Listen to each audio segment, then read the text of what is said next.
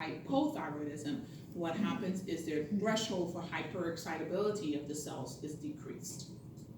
Okay. Cirrhotic versus urticaria.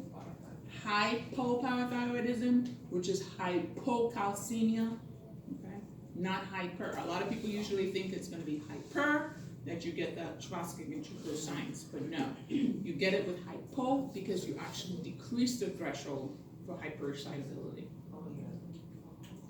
Okay.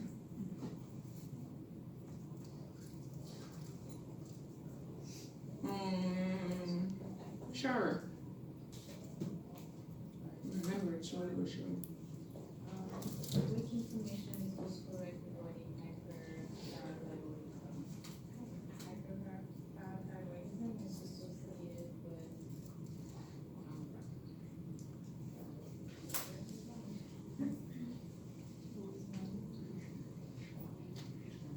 Which one? Which answer? One? Yes. In the case of it's totally the opposite, right? Because it's opposite to the phosphorus. It should be because it's hyperphosphatemia. Yes. Remember that calcium and phosphorus are inversely related. So if your calcium is low, your phosphorus is high. And if your phosphorus is high, your calcium is low. Okay? Okay, your endocrine pancreas. We know that your pancreas is an exocrine and an endocrine gland. Your exocrine function is digestive enzymes. Your endocrine function is basically insulin and glucagon. Your alpha cells secrete glucagon. Your beta cells secrete insulin. Okay. Your delta cells, somatostatin, gastrin. Your F cells, pancreatic polypeptide. This is what your pancreas looks like. Insulin, remember insulin is a hormonal protein that actually is secreted from your pancreas when there's an elevated amount of glucose in the bloodstream. When you have an elevated amount of glucose in the bloodstream, insulin is released from the pancreas. Insulin takes glucose and it brings it into the muscles so that you can actually use it for energy. If you don't have insulin, glucose stays in the bloodstream and you have hyperglycemia. Glucagon is an insulin antagonist. So whereas insulin causes hypoglycemia, glucagon causes hyperglycemia. So glucagon is actually going to actually cause the liver to release glucose, and it's going to cause glycogenolysis. Glycogenolysis is the breakdown of glycogen. Glycogen is the storage of glucose in the liver. And if your body does not have enough glucose, or what happens is that the liver releases glycogen, you have glycogenolysis, and that increases your body's glucose. So insulin decreases blood glucose, glucagon increases blood glucose. Make sense? Yes.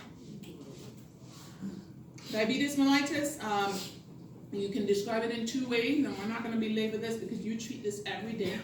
And I'm sure you guys know this in the back of your head.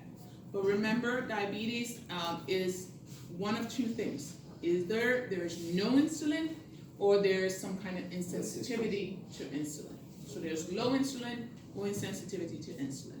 Okay? You have type 1, which is usually low insulin or no insulin secretion. And then type 2, which is usually insensitivity to insulin or a low, not enough insulin secretion. Okay? And those are the two things that usually you see with diabetes. How do we diagnose it?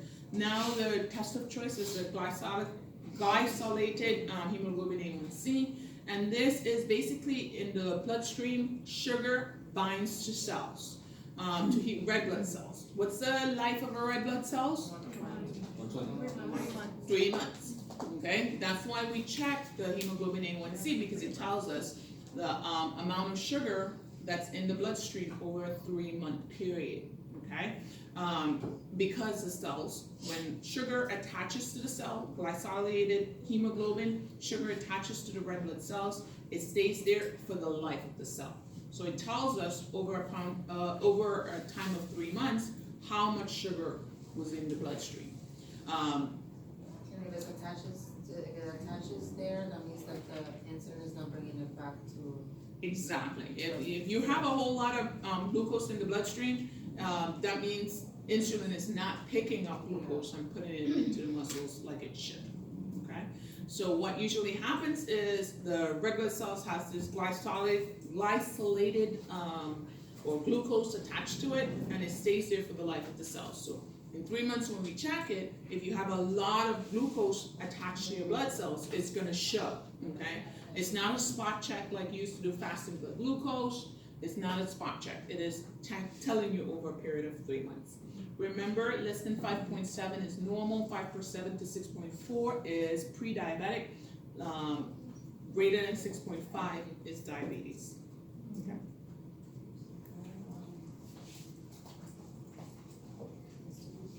We also have the fasting plasma glucose levels, and usually you want it to be less than 120. 2-hour plasma glucose, and they have the oral glucose tolerance test. You load them with glucose. If I load myself with glucose, and we do it a lot, if I eat a piece of chocolate cake, which is my favorite, by the way, if anybody wants to get me one. If I eat a piece of chocolate cake, I'm normal. My body's supposed to be able to take that glucose. I'm supposed to secrete enough insulin that's going to actually take that glucose and put it into my muscles so I can use it for energy. If I have no insulin, that chocolate cake is going to build up all the sugar in my blood, and it's going to stay there. All the complications of diabetes is because of glucose in the bloodstream. Glucose in the bloodstream takes glucose to the vital organs. Remember, glucose is like how you diagnose it. A lot of times women come in with vaginal yeast infections, sugar near the skin. Sugar near the skin, fungus is attracted to that. So that's how they get the yeast infections. They get a lot of infections because, again, sugar near the skin. Okay. So if I give you a load of glucose, your body is supposed to be able to use that. Your insulin is supposed to be secreted, and your body is supposed to be able to reabsorb that. If it can't, and you still have a high blood glucose after the time period, that usually means that you're not secreting enough insulin. Okay. Professor, is that what they use to test for gestational diabetes? Yes, they use that. They use the glucose load, and but a lot of women actually hate it because you have to drink this thing and then wait and then drink it. No fun. No. Never had to do it, but I've heard it.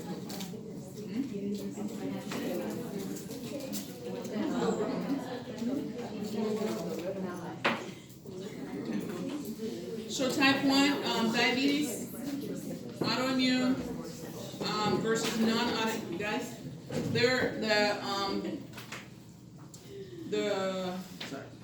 do you call it? The thought behind diabetes type 1 is that it can be autoimmune versus environmental, which is non-immune. Or it can be secondary to a disease process. We're not really sure exactly, but there's some evidence to show that it's autoimmune more than anything else. Okay. The environmental factors, they're saying viral infection can actually put it. You have H. pylori that they're saying exposure to cow milk protein is now one of the things that they're saying can cause it. Cow milk protein, yeah, the protein in cow milk.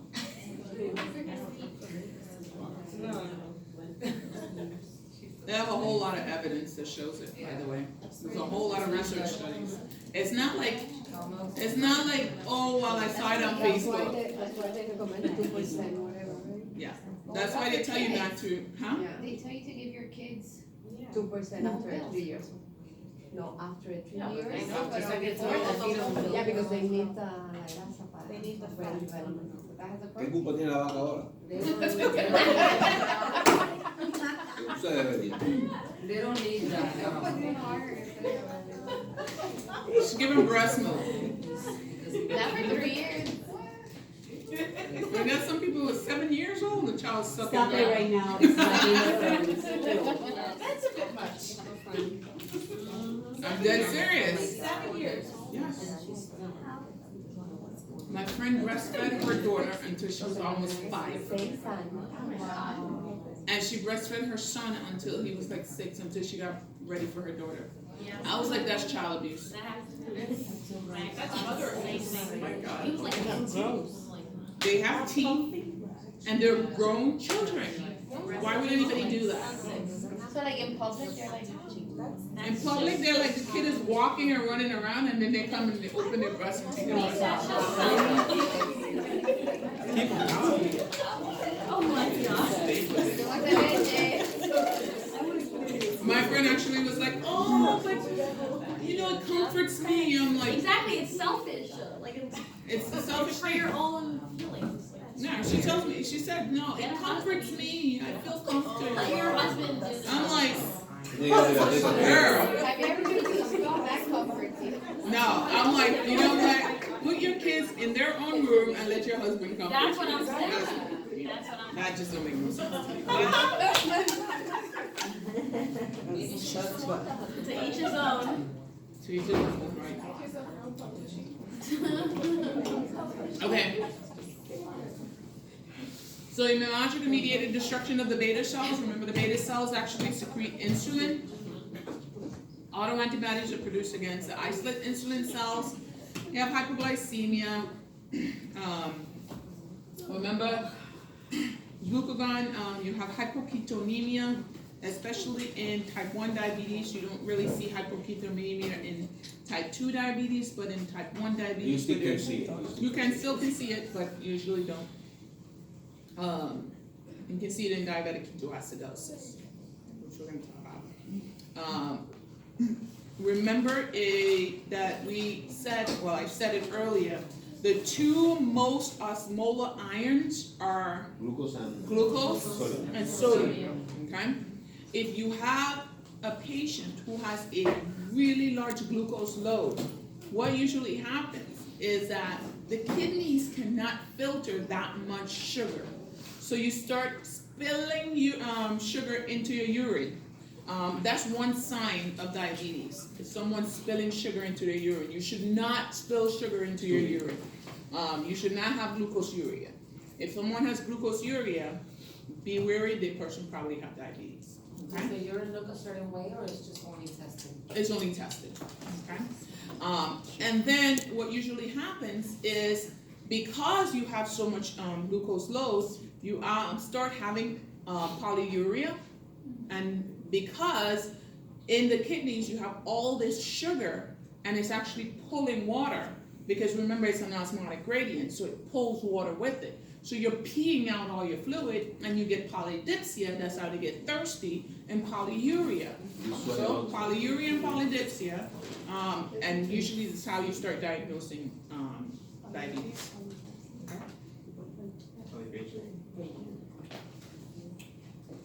Isocell transplant or whole pancreas transplant, I think they've been trying it. I don't know how successful it's been, but something is a treatment for type 1 diabetes. Type 2 diabetes, age is a factor. Obesity makes the cells intolerant to insulin. Hypertension can also make the cells intolerant to that insulin. Physical inactivity is another thing that they've found can actually make your cells resistant to insulin. So you end up with things like that. Metabolic syndrome is central obesity or truncal obesity, dyslipidemia or prehypertension, and elevated fasting blood glucose. What metabolic syndrome usually means is that you are setting yourself up for a heart attack soon. Okay? Usually these patients with metabolic syndrome, they have some glucose intolerance or insulin intolerance, I'm sorry. They have central obesity, dyslipidemia, so usually they check the waist circumference, and usually you have a high waist circumference. I think it's greater than 32 in women and greater than 30, 8 in men, I think, which you're looking at your waist circumference, and elevated fasting blood glucose levels. Adults and children are both affected.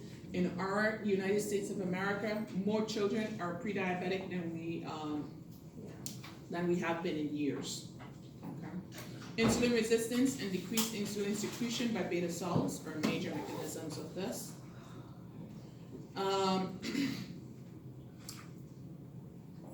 I have a question. Sure. So how you say that obesity makes somebody resistant to insulin, right? Mm-hmm. However, we administer insulin in the adipose tissue because it's very absorbed there.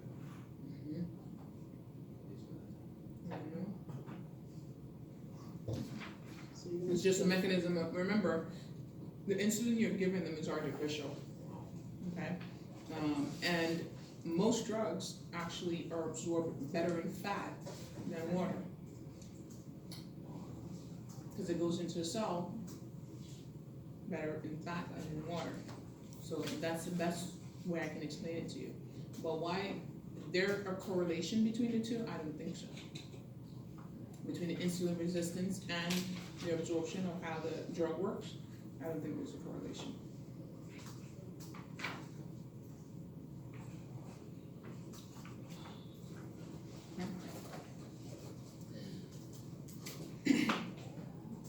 Insulin resistance, response of insulin-sensitive tissue, especially the liver, muscle, and adipose. Obesity makes it one prone to insulin resistance. That's one of the major things that they found in type 2 diabetes is obesity. Okay. Most fat people are diabetic. Huh? Most fat people are diabetic. Not all, but But men, most. Not all of them. Like 90%. I keep telling you you're a little frontal. So brutal. He's a little frontal. Oh, boy. Frontal work does not work well.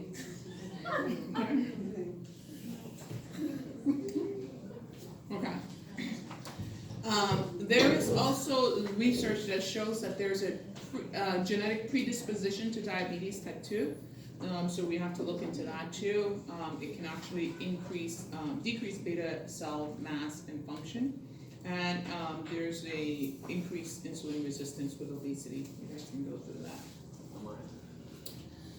Amylin is actually supposed to decrease your appetite. Amylin and ghrelin are two hormones that are appetite suppressants, and apparently they're elevated or they're low in people who are obese. So these people who are obese do not reach satiety. They can eat and eat and eat and eat, and they never feel full. So these are the things that they have been looking at. Okay. Maturity onset diabetes of the youth. This is a patient who ends up with diabetes mellitus type 1 at a later age. Still not very well understood, but they find that the beta cells decrease as they grow older, and they end up with type 1 diabetes. Gestational diabetes, of course, impaired glucose tolerance while someone's pregnant. High-risk women are those who are pre-diabetic at the initial visit. Contributing factors, obesity is one of them. Gestational diabetes mellitus develops when the risk of type 2 diabetes increases, or post-gestational diabetes, I should say. Acute complications of diabetes, hypoglycemia. You give insulin to decrease the blood sugar, you can just decrease it too much. Hyperosmolar, hyperglycemic non-ketotic syndrome. Usually people with type 2 diabetes, they usually get intracellular dehydration, severe intracellular dehydration, and they really need fluid replacement. There are acute complications, Somogy versus Dawn phenomenon. Somogy means rebound.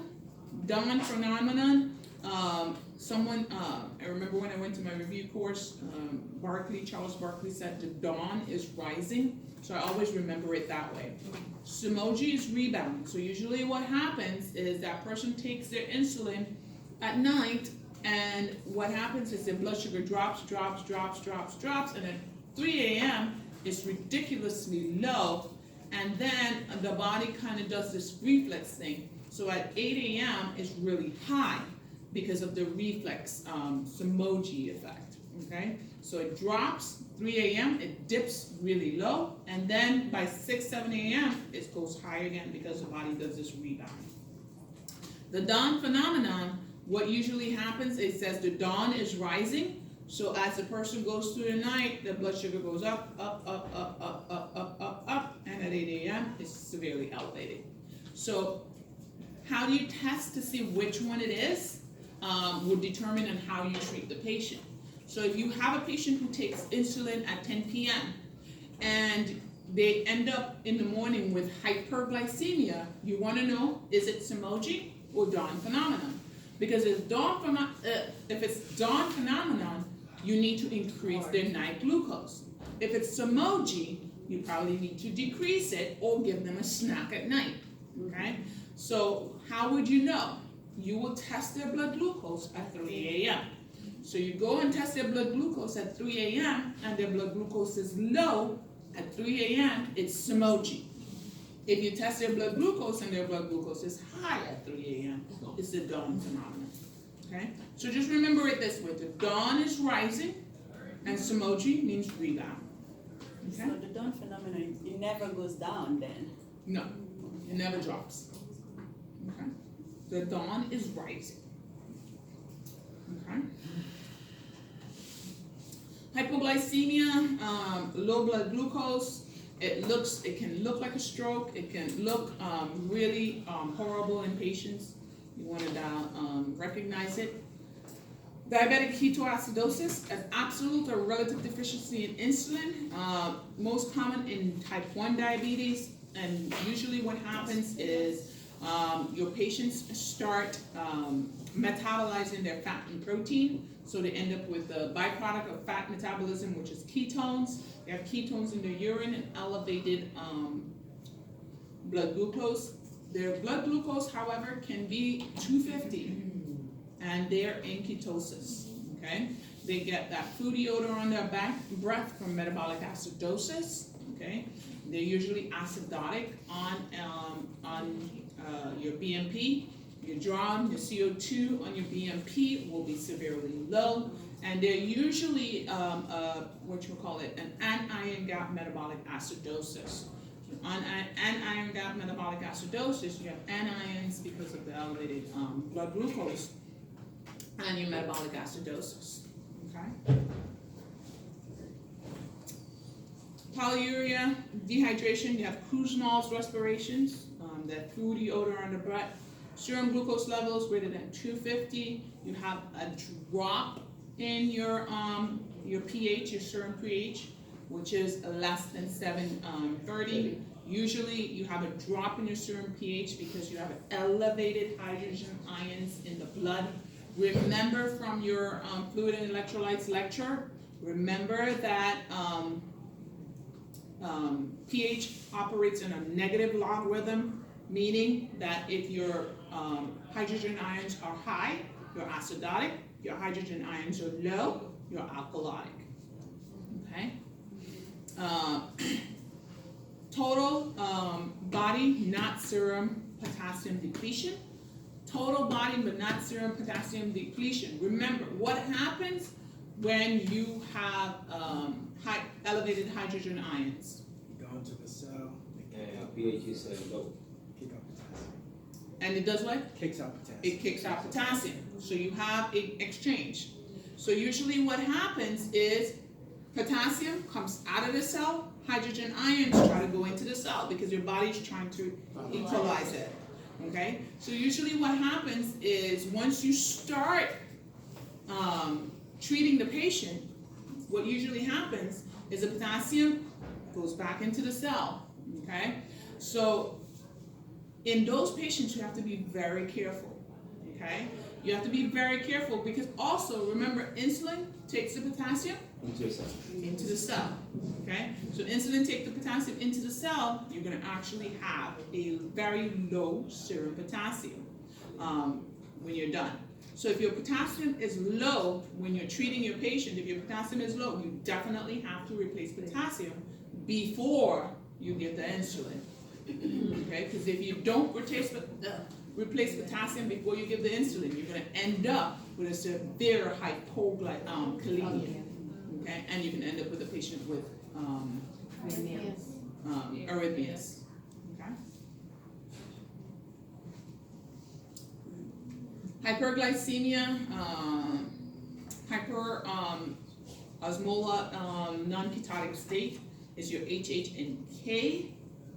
I don't even know if they call it that anymore, but they usually have a really, really high serum hyperglycemia. And usually this is a total intracellular dehydration. These patients need fluids, and more fluids, okay, in order for them to get better. Glucosuria and polyuria, you will see it. Serum laboratory findings, glucose often more 100 than 600. Usually they do not have ketones.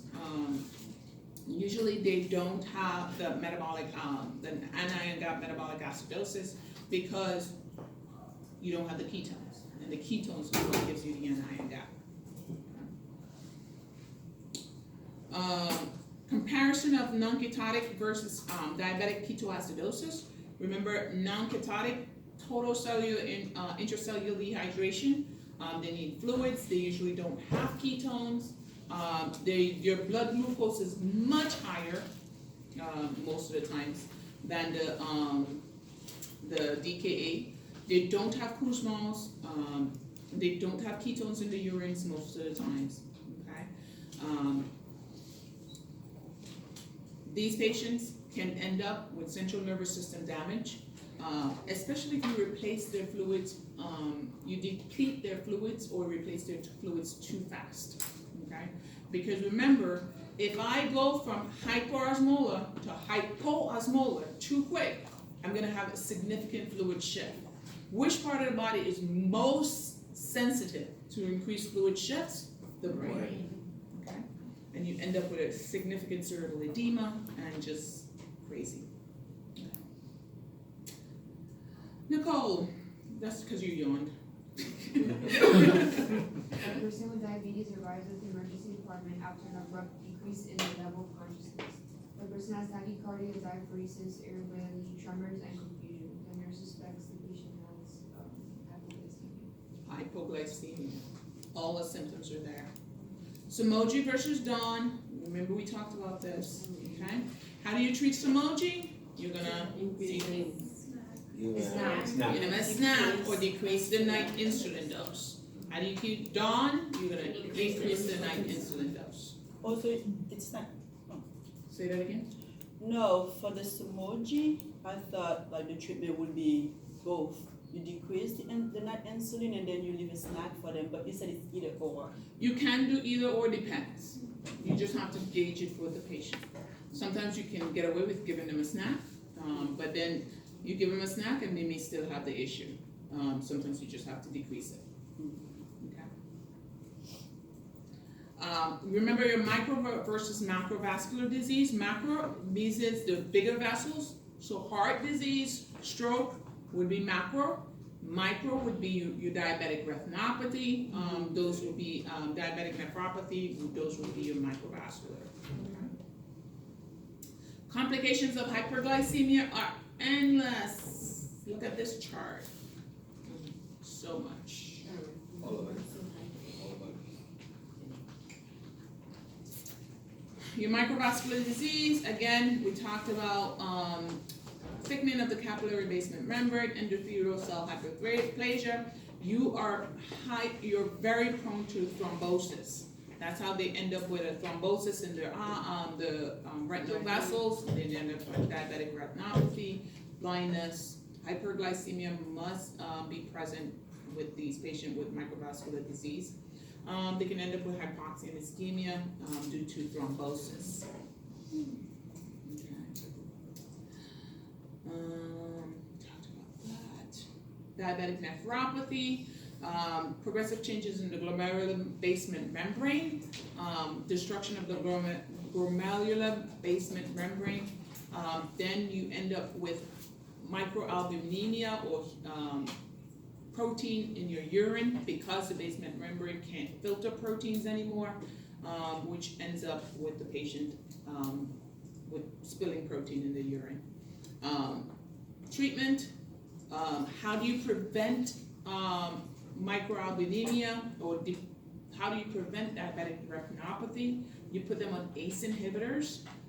The thing about ACE inhibitors is funny, because if you have a diabetic hypertensive patient, you want to make sure that they're on an ACE because you want to prevent diabetic nephropathy. However, if they start developing an elevated creatinine and BUN, you have to stop the ACE. Okay? So just remember that. Huh? And so once everything finally fails, the kidneys finally fail, you can start Exactly. And looking. you can put it back on. And when everything fails, you can give them again. Because you're on dialysis anyways, we're going to dialyze it out, it don't make a difference. Okay? So you gotta pay attention to that. I think we've talked about everything here. Macrovascular disease, of course, the larger vessels. Oxidative stress, inflammation, endothelial vascular muscular dysfunction, hyperlipidemia. Remember, angiogenesis is blocked in diabetic patients. That they can't make new vessels. They have no collateral circulation. They're at high risk for myocardial vascular disease process. They're at high risk for strokes because of the thrombotic effect of the vascular wall that occurs with diabetes. Peripheral artery disease, remember, plaque does not discriminate. It doesn't go just to your brain or your heart, it goes everywhere. So if you're at high risk for thrombosis in your brain, you're at high risk for thrombosis in your heart, and your vasculature will also. Okay? Infection, sugar near the skin, high risk for infection. You have rapid replication of pathogens. Bacteria like sugar. Bacteria eats sugar, so they can replicate much more readily if you have that there. Delayed wound healing. If you have sugar near the skin, it impairs cellular maturation. It impairs protein synthesis, and you have decreased wound healing. All right. Adrenal glands. Your adrenal gland is made up of your adrenal cortex, which is on the outside here, and secreted from your adrenal cortex is your glucocorticoids and your mineralocorticoids. Your glucocorticoids are the most common glucocorticoids is cortisol. The most common mineralocorticoid is aldosterone. Okay?